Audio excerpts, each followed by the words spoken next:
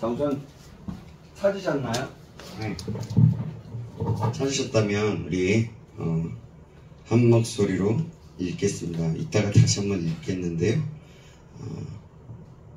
자, 읽고 시작하겠습니다. 자, 읽겠습니다. 시작.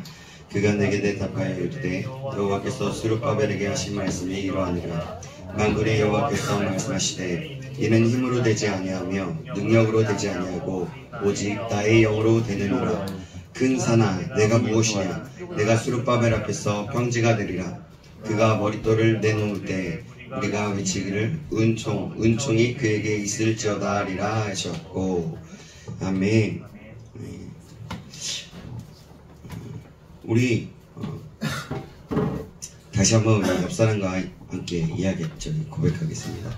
당신은 하나님의 형상입니다. 하나님의 형상입니다. 여러분, 하나님의 형상입니다. 예. 자, 어떤 목사님께서 이런 말씀을 하셨어요. 스위스에 처음 올라갔대요. 처음 갔대요. 스위스는 알프스와 유럽의 여러 나라가 많이 있고 알프스 가운데 우뚝 서 있는 나라죠. 그죠? 그래서 스위스에 있을 때 알프스 산맥에 이렇게 올라가는데 기차를 타고 올라갔대요. 두 가지가 놀라웠답니다. 하나는 가파른 환경인데 기차를 타고 올라가는 것에 놀랐대요. 저 높은 꼭대기까지 철길이 놓았다는 거. 그러니까 그 알프스 산맥이라는 산맥, 그 산에 기찻길을 놓고 꼭대기까지 올라갈 수 있도록 그 기찻길이 만들어졌다는 것에 놀랐다는 거죠. 우리 앞에 산이 놓여 있을 때 우리는 어떻게 해야 할까요, 여러분? 문제의 산 때문에 여러분 우리는 쉽게 낙심하고 좌절할 때가 있죠. 우리가 그렇게 할 것인가? 아니면 이들처럼 알프스 산맥에 기찻길을 놓아서 스위스 사람들이 기찻길을 놓아서 꼭대기까지 올라가게 만들어서 그 자연을 거슬러서 다스리고 그 자연과 함께 할 수 있는 그렇게 자연을 정복할 수 있는 사람들이 될 것인가? 이것은 우리가 선택할 수 있는 것입니다. 근데 우리는 보통 산에 어떻게 기찻길을 놓지? 놀란 기술자들이 놨겠지 라고 생각되어질 수 있지만 그 산이라는 것은 우리나라 산에 기찻길을 놔서 산 꼭대기까지 올라갈 수 있는 걸 여러분 상상해 보십니까? 쉽지가 않을 것 같죠. 근데 스위스 사람들은 그렇게 그 산에 알프스 산맥에 기차를 타고 올라갈 수 있도록 만들어서 그렇게 해서 위험할지라도 만들어서 꼭대기까지 올라갈 수 있게 하였다는 거죠. 자연을 거슬러서 오히려 자연을 다스릴 수 있었다는 겁니다.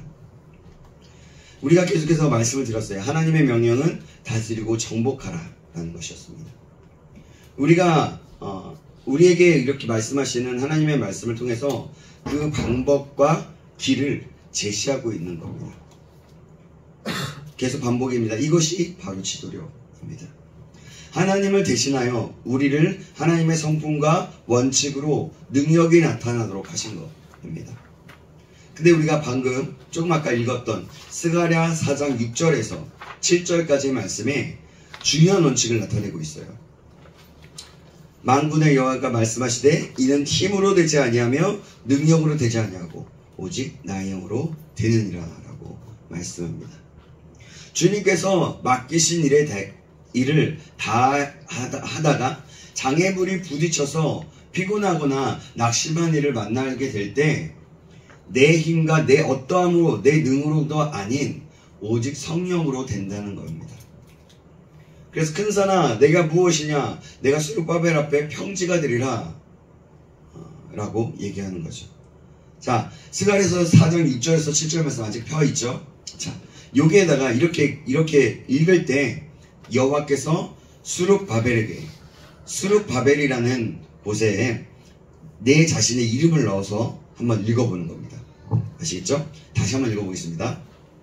6절 7절입니다. 스가랴서 4장 6절 7절 그 스룹바벨에 내 이름을 넣는 거예요. 시작. 그가 내게 대답하여 이르되 여호와께서 김경호에게 하신 말씀이 이러하니라. 만군의 여호와께서 말씀하시되 이는 힘으로 되지 아니하며 능력으로 되지 아니하고 오직 나의 영으로 되느니라. 근사나 내가 무엇이냐? 내가 경호 앞에서 평지가 되리라. 그가 머릿돌을 내놓을 때에 우리가 비치기를 은총이 그에게 있을지어다 하리라 하셨고. 아멘. 아멘. 우리가 이런 것들을 좀 이름을 바꿔서 얘기할 때는 확실하게 믿음을 갖고 하는 것이 굉장히 중요합니다. 우리에게 또한 이렇게 넣어서 하나님은 수룹바벨이라는 이름을 있었지만 또 우리의 이름을 넣어가면서 이렇게 하기를 원하시는 것입니다. 그러면서 은총이 있을지어다 합니다. 사랑하는 여러분, 우리가 세상을 살아갈 때 문제와 장애물은 여러분 우리에게 굉장히 큰 기회입니다. 위기라고도 하죠. 위험하지만 기회라고 해서 위기라고 하죠. 그래서 사실 그 장애물과 문제들은 우리가 하나님께 가까이 갈 수 있는 그런 기회예요. 그리고 하나님의 살아계심을 보게 될 수 있는 그런 때가 되는 겁니다. 그래서 그런 것들을 볼 때 문제나 그 장애물들은 나의 믿음이 나타날 때인 거예요. 여러분 이 사실 기억하시기 바랍니다. 왜 나에게는 왜 이런 어두움과 왜 장애물과 왜 이런 것들만 있는 것인가 라고 생각하는 것이 아니라 하나님 저에게 이런 장애물을 주셨다는 건 하나님께서 기회를 주신 것이죠. 그럼 제가 이 기회에 어떻게 반응하면 좋을 것인가 묻고 기도하고 내가 해야 할 수 있는 것들을 깨닫게 되거나 또 내가 하나씩 해보는 겁니다. 그것이 바로 나의 믿음이 나타낼 수 있는 그런 때라는 거죠. 우리를 부르신 근본적인 부르심은 다스리고 정복하라는 것이라고 계속해서 강조하고 있습니다. 우리를 하나님의 형상으로 만드셨어요. 다윗은 이것을 알았습니다. 그래서 그는 어느 누구에게도 물러나지 않았던 사람이었어요. 다윗도. 그래서 그가 어떻게 됩니까? 왕으로 기름 부음을 받은 후에 그리고 또 군대 골리앗과의 싸움에서 승리한 이후에 정말 여러 가지 많은 일들을 겪으면서 많은 고난과 힘듦을 겪으면서 그가 결국에는 왕이 되기까지 그리고 또 너무나 많은 큰 실수와 좌절과 여러 가지를 느끼면서까지도 항상 그는 잊지 않았던 게 하나님의 형상이라는 나의 존재감, 나의 신분을 잊지 않았었던 겁니다. 그래서 물러서지 않고 그럴 때마다 무릎 꿇고 하나님 하는 겁니다. 하나님을 찾았던 거예요. 하나님과 가장 깊은 교제 가운데 나아가죠. 그때마다 하나님 앞에서 다름을 받고 내가 죄악을 저질렀다면 온전하게 침상에 젖을 때까지 눈물을 흘리면서 통회하면서 회개하며 나아갔던 거예요. 우리 한번 창세기 2장 4절 6절을 15절이 있는데요. 자, 이것은 제가 읽어드릴게요. 이게 참고할 절이니까. 자, 창세기 2장 4절입니다. 제가 읽겠습니다. 이것이 천지가 창조될 때에 하늘과 땅의 내력이니 여호와 하나님이 땅과 하늘을 만드시던 날에 여호와 하나님이 땅에 비를 내리지 아니하셨고 땅을 갈 사람도 없었으므로 들에는 초목이 아직 없었고 밭에는 채소가 나지 아니하였으며 안개만 땅에서 올라와 온 지면을 적시었더라. 6절까지 말씀이었죠. 15절 말씀은 이렇게 말씀합니다. 여호와 하나님이 그 사람을 이끌어 에덴 동산에 두어 그것을 경작하며 지키게 하시고 라는 말씀입니다. 5절에서 사람을 땅을 갈 사람으로 말씀하시고 있어요. 그러니까 또 15절과 같은 의미로 그것을 경작하라 라고 말씀하고 있어요. 그러니까 결국에는 다스린다는 것은 경작하라는 다른 표현의 말씀을 하고 있는 거라고 할 수 있는 겁니다. 같은 의미를 다른 것도로 말씀하는 거죠. 경작하라는 것은 결국엔 다스리라. 이 땅을 정복하라 라는 말입니다. A라는 농부는 기름진 땅, B라는 농부는 황무지에서 농사를 하기 시작했습니다. A 농부는 쉽게 많은 수출을 거두게 되죠. 비농부는 아무리 수고해도 소출이 적게 됩니다. 이거는 굉장히 상식적이죠. 그러나 비농부가 땅을 철저하게 조사하고 개량하고 수거해서 애를 썼어요. 그랬더니 비농부가 A농부만큼이나 많은 수출을 거두었어요. 여러분, 이것이 바로 경작이라는 거예요. 다스린다는 것이 바로 이 경작입니다. 황무지와 같은 땅을 보면서 낙심과 불평하는 것이 아니라 비농부와 같이 조사하고 개량하고 수거하는 것, 그리고 경작하는 것입니다. 경작에는 여러 가지가 있어요. 우리나라에도 굉장히 많이 있습니다. 그 중에 하나가 상암 경기장이에요. 상암도. 그 자리가 뭐였어요? 쓰레기 더미, 쓰레기장이었어요. 난지도라고 하면서 쓰레기 더미가 쌓여있던 그 풀풀 냄새나고 그 쓰레기가 썩어갔던 그 땅이었어요. 근데 그때 하나님이 놀라운 지혜를 주셔서 그때 이제 누구였는지 제 기억이 정확하게 나지 않습니다. 혹시 누가 있는지 그 기억하십니까? 아마 이명박 대통령이 아니었을까 그냥 생각이 드는데요. 그게 맞는 것 같은데 어찌됐든 그건 둘째치고 하네. 어쨌든 이것이 경작하는 거예요. 그러니까 세상 사람들은 많은 세계적인 여러 나라들 가운데서 사람들이 뭐라고 생각했냐면 이건 기적이다라고 말했던 거죠. 또 네덜란드는요 어떻습니까? 바다보다 땅이 낮아요. 그래서 그 네덜란드 땅이 어떤 거냐면 바다보다 그러니까 수심이 아니라 바다의 깊이보다 더 낮아서 그 땅을 개간한 땅이 바로 네덜란드예요. 그래서 또 그들은 또 풍차를 만들면서 발전 계획을 만들고, 그래서 이거는 굉장한 일이었죠. 굉장히 센세이션이었습니다. 그래서 네덜란드가 그만큼 또 놀라운 일들을 감당하는 것이었죠. 그러니까 상황 속에서 불평하고 원망하고 있는 것이 아니라 그 상황을 변화시키는 것이 바로 경작됨, 다스리는 것입니다. 이것은 제도나 사람, 환경, 그 모든 것을 말씀하는 거예요. 전체적으로.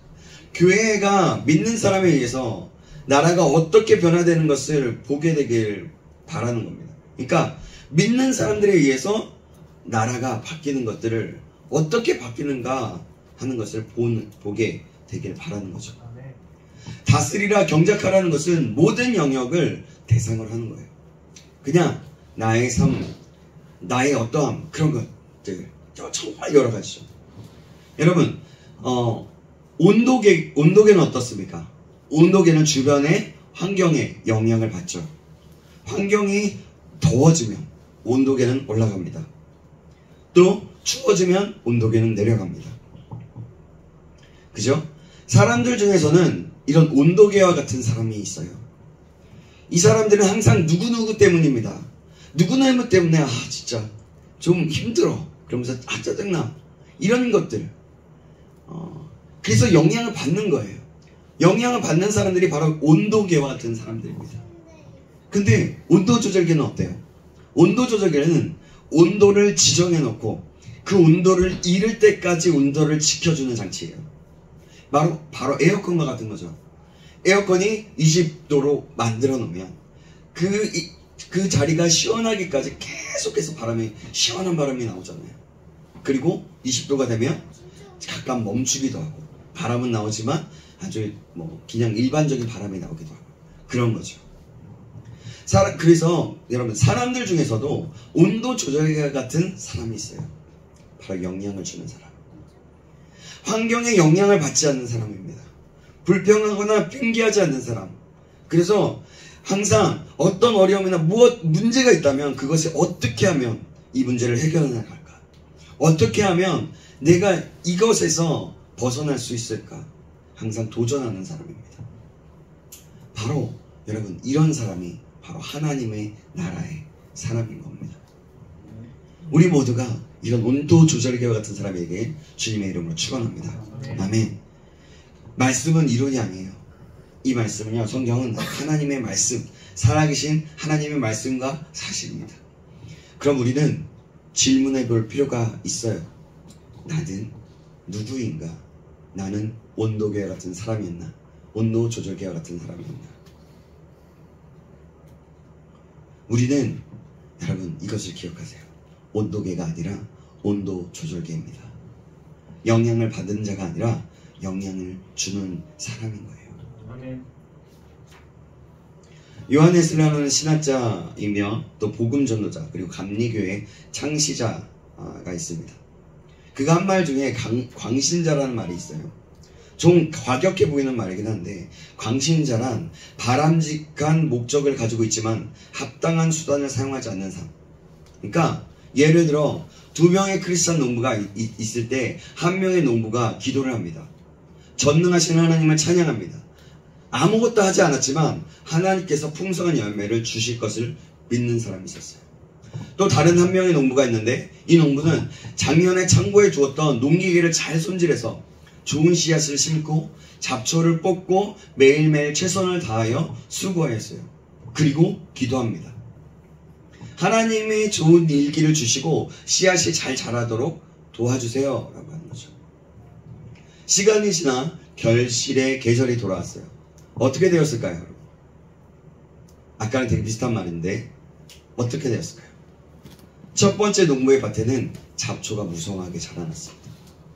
근데 두 번째 농부는 많은 열매를 거두었어요. 우리가 생각하기에 하나님께 찬양했으니까 이거 해주실 거야 라고 생각할 수 있지만, 그러니까 여러분 여기서 말하고 싶은 거는 첫째 농부와 같은 사람이 바로 광신자와 같은 사람이에요. 무조건적으로 그냥 믿음으로만 나간다는 거예요. 기도만 한다는 거예요. 이런 사람들이 너무나 많아요. 수단을 사용하지 않고, 내가 수단을 사용할 수 있음에도 불구하고 그냥 막연하게 믿거나 막연하게 하는 거예요. 우리는 합당하게 수단을 사용해야 합니다. 내가 할 일을 성실하게 다해야 한다는 거예요. 그리고 은혜를 구해야 되는 거예요. 실력도 없이 믿음만을 강조해서가 아니라, 그러니까 경작하다는 말에는 실력도 포함되어 있는 거예요. 우리 하나님은 우리를 통해서 영광 받으실 하나님이십니다. 아멘. 나를 통해서 살아계신 하나님을 증명해야 하는 거예요. 우리가 내가 누구인지를 알고 하나님께서 말씀하시는 대로 살아야 하는 것입니다. 이것이 경작이에요. 경작. 그러니까 무조건적으로 뭔가를 해서 하는 게 아니라, 내가 만약에 도구가 있다면, 그것에 농사를 질 때 도구가 있다면 도구를 사용할 줄 알아야 된다는 거죠. A.W. 토저 목사님은 오늘날의 교회의 문제를 이렇게 지적합니다. 교회가 자라지 않는다. 비만에 걸려있다. 교회가 일치하지 않는다. 교회가 소수만 일하고 다수는 일하지 않는다. 그냥 다수는 구경꾼처럼 보고 있다 라고 이렇게 진단했습니다.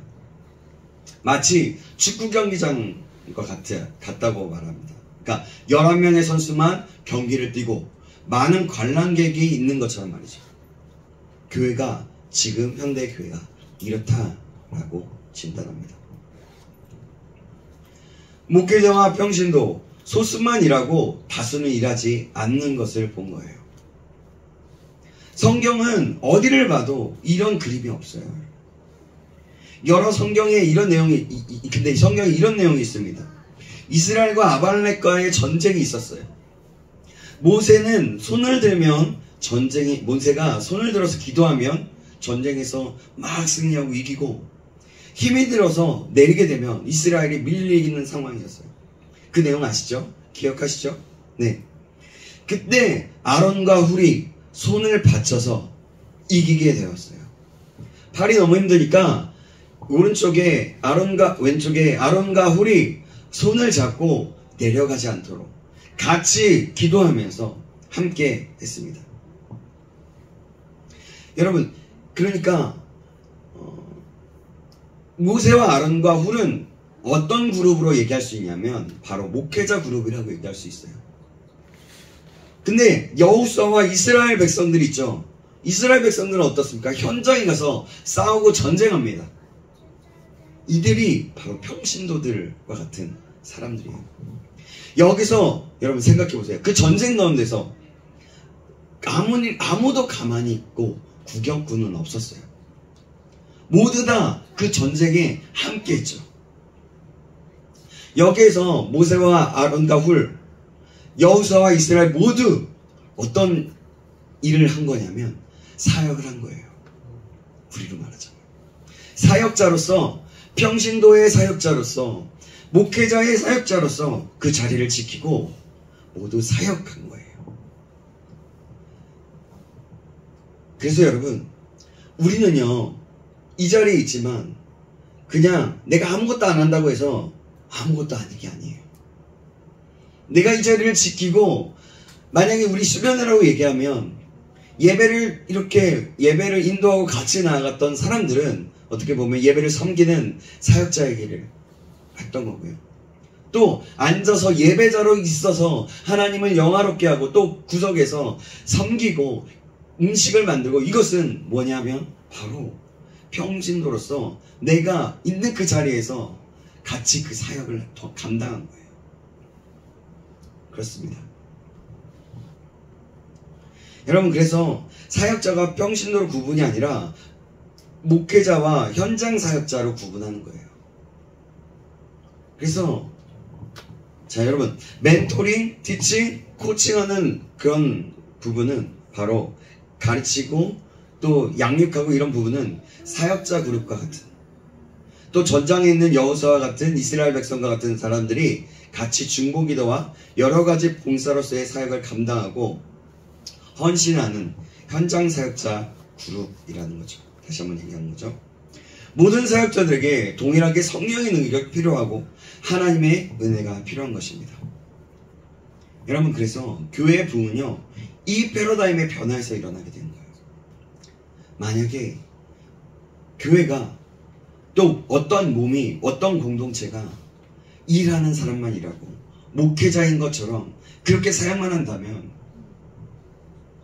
그렇다면 여러분, 그리고 가만히 앉아 있다면 다른 사람들은, 그럼 건강한 공동체가 되기가 힘든 거예요.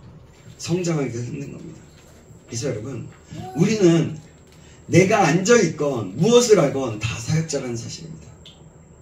우리 모두가 이 사실을 꼭 기억하시기 바랍니다. 여러분, 목회자들이 앞에서 뭔가를 계속해서 말씀을 전하고 뭘 할 때 함께 그것이, 그 예배가 잘 돌아갈 수 있도록 하는 것이 바로 그 목회자뿐만이 아니라 같이 함께하는 성도들인 거예요. 예배자도 사역자인 겁니다.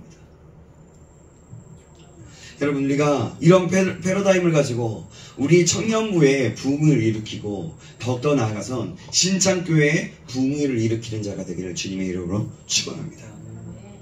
하나님은 우리를 이렇게 경작하고 함께 사역하고 함께 동역하고 하나님의 나라를 꿈꾸게 위해서 우리를 각자의 자리로 부르신 거예요. 이 사실, 그렇구나, 나도 사역자구나. 나는 청소하면서 사역자고, 나는 또 음식을 만들면서 사역자이고, 그런 거죠.